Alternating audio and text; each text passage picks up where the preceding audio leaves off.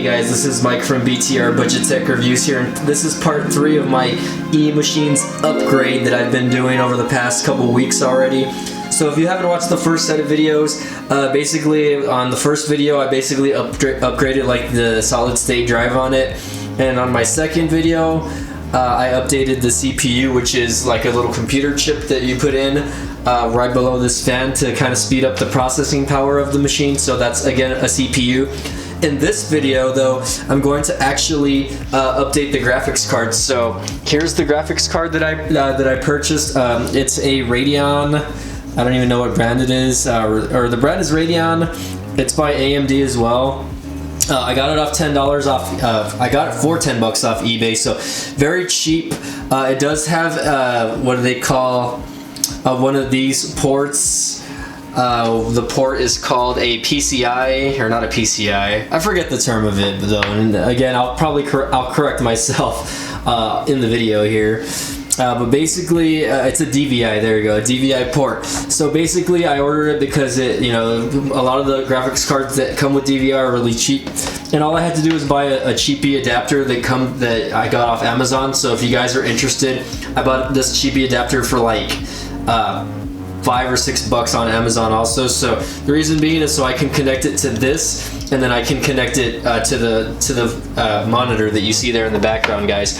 So I already have the computer open, everything's unplugged already, so I'm actually going to go ahead and get this going for you guys. So right now I'm going to go ahead and start installing it, and then we'll go from there, okay?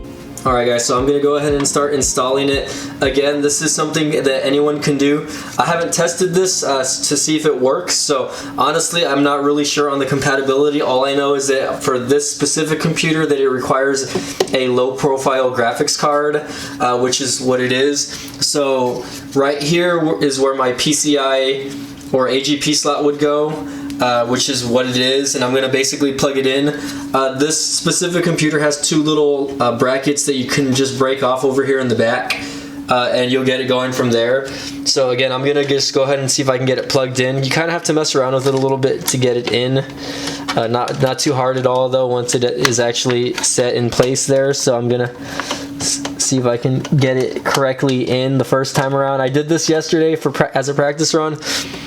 So there you go, it's already plugged in, guys. So now basically all I'm going to do is just plug everything back in. I'm going to plug again this little dongle that's again another $5, and I'm going to post this in the link below just in case you guys want to get an older graphics card that you can install on here. I'll put the exact model of this graphics card also in the description below, just so you guys can check that out. Again, I got it for like $10. It's supposed to have like 1 gig of RAM on it, and it comes with that little fan, so I thought that looks pretty cool. But let me go ahead and connect this dongle really quick so that we don't have to worry about that when we actually boot the computer back up here. And let me see if I can get this going here. My dog is actually trying to get out of the room. She's over here chilling with me. Coco, you can't leave, okay? Let me screw this in though. We'll fast forward through this if we have to, right? Or you can just skip forward, just so you can check that out, guys. But let me go ahead and get all the wiring set back up, guys. And let me get this thing turned on, okay? Alright, so everything is connected back, or this little dongle, I finally got it connected. So now all I have to do is just plug the monitor into this, basically, which it's sticking out a little. They sell different dongles, obviously, and they sell wired dongles as well. That I kind of like this one. It's very small and it's very minimalistic. But again, guys, this is a thing that I'm trying to do here with this PC. I'm trying to get this upgraded, so I'm trying to do it for as little as possible as I can spend on it. So it's really no big deal. Right now I'm just worried that this is not going to work to begin with. I'm hoping that it does pick up though, but we're going to find out. I'm plugging everything back in, and we're going to find out if this the power unit can actually and the motherboard can support this graphics card, okay guys? So let me get that. So everything's plugged in here. I have the PC standing, as you can see here, and I'm going to move it back, that way you can see me turning on my computer here. Okay, so I'm going to turn it on. Ready? 1, 2, 3. Let's hope it doesn't blow up. Okay, so the computer is on, but I'm not getting any output from the monitor. Let's see. So it might take a couple of tries on the reboot. Again, I'm not sure if this monitor or if this graphics card is picking up, guys. So I might have to tweak around with it just a little bit just to get it going. Right now you can see that I have nothing here on my end on the monitor. It's just pitch black.